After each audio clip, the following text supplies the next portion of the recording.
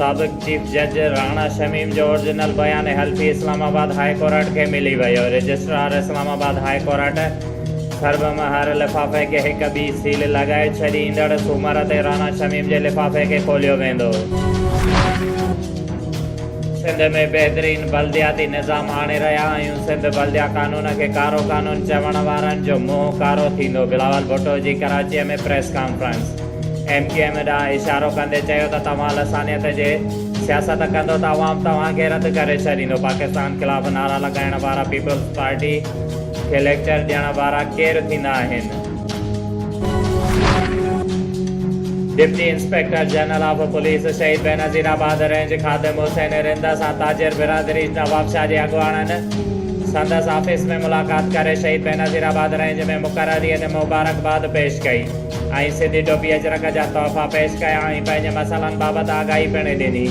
उन मौक़े ते DIG पारां ताजिर बिरादरीअ खे संदनि मसइला हल करण जो यकीन ॾियारियो ऐं उन्हीअ जा समूरा मसइला हल करण लाइ इंस्पेक्टर मुमताज़ अली बिरोहीअ खे फोकल पर्सन मुक़ररु कयो। समूरे मुल्क जीअं ज़िले शहीद बेनज़ीराबाद में पिणु पोलियो ख़िलाफ़ 7 ॾींहनि वारी क़ौमी मुहिम अॼु खां शुरू थी वई, जंहिंजो इफ़्तिताह डिप्टी कमिश्नर शहीद बेनज़ीराबाद आमिर हुसैन पावर माउ ऐं ॿार जे सिहत मर्कज़ नवाब शाह में ॿार खे पोलियो खां बचाव जा पुड़ा प्यारे कयो।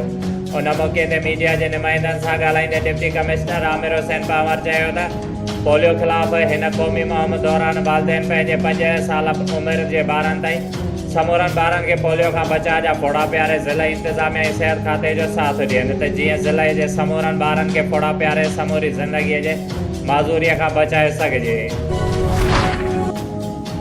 जमायत इस्लामी ज़िले नवाब शाह पारां बलोचिस्तान जे माण्हुनि सां हमदर्दी तौरु सरवर अहमद कुरैशी, सरदार अहमद आरई, फैसल हुमायूं, यासिर ख़ान ऐं ॿियनि जी अॻुवाणीअ में नवाब शाह प्रेस क्लब ॿाहिरां एहतिजाजी मुज़ाहिरो कयो वियो, जिते उन्हनि चयो त असां पंहिंजे क़ाइदे अमीर जमायत इस्लामी सिराजुल हक़ जे हुकुम ते गवादर खे हक़ जे तहरीक जी मुकमल हिमायत कयूं था। उन्हनि चयो त गुज़िरियल केतिरनि ई हफ़्तनि खां गवादर खे हक़ ॾियो तहरीक जा समूरा मुतालिबा जाइज़ आहिनि। सूबाई हुकूमत गवादर जे मक़ामी माण्हुनि जा ख़दशा दूर करण में नाकाम नज़र अची रही आहे। उन्हनि चयो त माहिगीर पंहिंजे बुनियादी हक़नि लाइ रोडनि ते पुरअमन एहतिजाज करे रहिया आहिनि, लेकिन सूबाई हुकूमत उन्हनि जा मुतालिबा तस्लीम करण लाइ तयारु न आहे।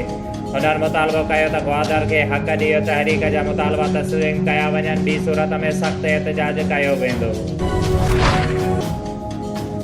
सानवी ऐं आला सानवी तालीम बोर्ड शहीद बेनज़ीराबाद पारां 12वीं जमायत जे सालियाने इम्तिहान जी रिज़ल्ट पधरी। प्री इंजीनियरिंग ग्रुप में 7,931 उम्मीदवार पास, 1,204 उम्मीदवार फेल, जॾहिं त प्री मेडिकल ग्रुप में 13,115 उम्मीदवार पास ऐं 1,429 उम्मीदवार fail.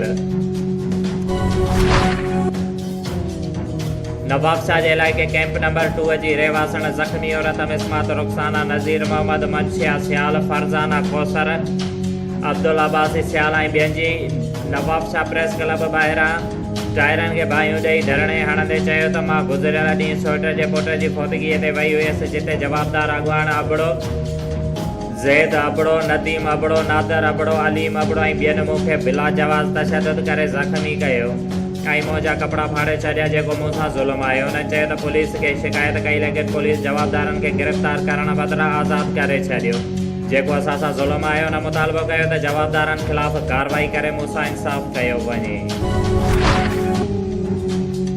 Government girls elementary school हिम्मत अली शाह जे शागिर्दनि में स्कूली यूनिफॉर्म ऐं इनाम विराइण वारी तक़रीब मुनक़िद कई वई, जंहिंजा महिमान ख़ासि तालीमी माहिर अमीर बख्श भट्टी हुआ। उन मौक़े ते मुनक़िद तक़रीब खे ख़िताब कंदे तालीमी माहिर अमीर बख्श भट्टी, डायरेक्टर रिसर्च सकरन डॉक्टर करीम बख्श लिगारी, सदर सजण आडी ऐं सीनियर सहाफ़ी मोहम्मद सालिह बलू, डिप्टी डायरेक्टर इंफॉर्मेशन गुलाम अब्बास गोराव ऐं ॿिया शामिल हुआ।